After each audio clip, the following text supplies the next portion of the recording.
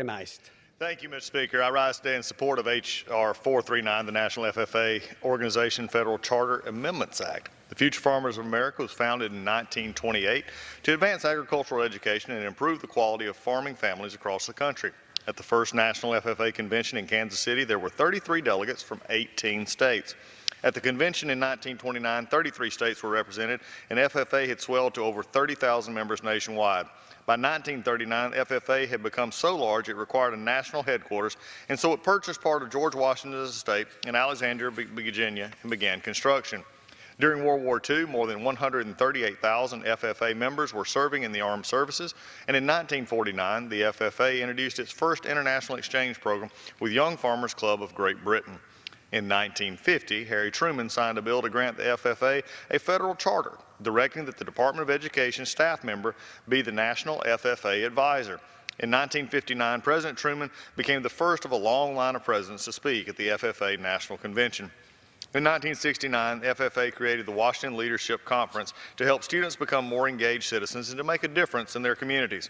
Following the Hurricane Katrina in 2005, the National FFA launched Seeds of Hope to help rebuild the Gulf Coast agricultural programs.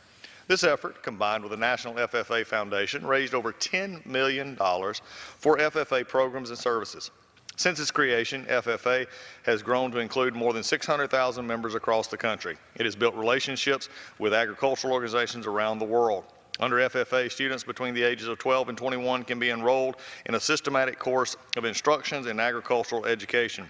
But beyond FFA's rich national history, it has held a special place in my home state of Georgia for decades. Georgia has the third largest state association with more than 42,000 members, and there are more than 342 chapters and more than 475 agricultural education teachers in the state. Georgia's FFA has also expanded its scholarship awards to help students access these agricultural education programs and reward the hard work of students. The Georgia FFA Association has worked to improve career opportunities of its members through partnerships, programs with businesses, educators, and legislators. Today's legislation makes the necessary amendments to the National FFA Organization Charter to allow for students, officers, vice presidents, to reflect the regional diversity of the United States. It also provides flexibility for national officers to reduce delays caused by vacant seats on the national board. These amendments will ensure the FFA's purpose matches the innovative and hands-on approach that many agricultural educations are implementing across the country. I'd like to thank Representative James Lagman and also Representative Glenn Thompson for their work on this legislation and for the importance and for the support of FFA and agricultural learning.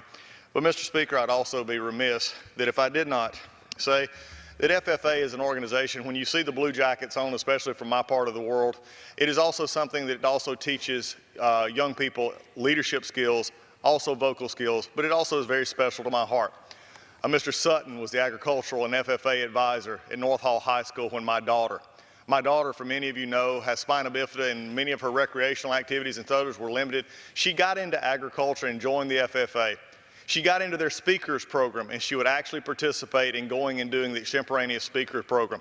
I watched this young lady take an FFA experience. I watched Mr. Sutton, a man of integrity and character who led the Blue Jackets at North Hall High School. When she would go, when they couldn't get access to a handicapped bus, he would actually physically pick her wheelchair up and take her onto the bus himself. As a dad and as a congressman, the Blue Jackets mean a lot. And when you see them coming, you know that there is good work being done. I could not be more proud to stand here today to ask for support for this legislation, this charter to be renewed.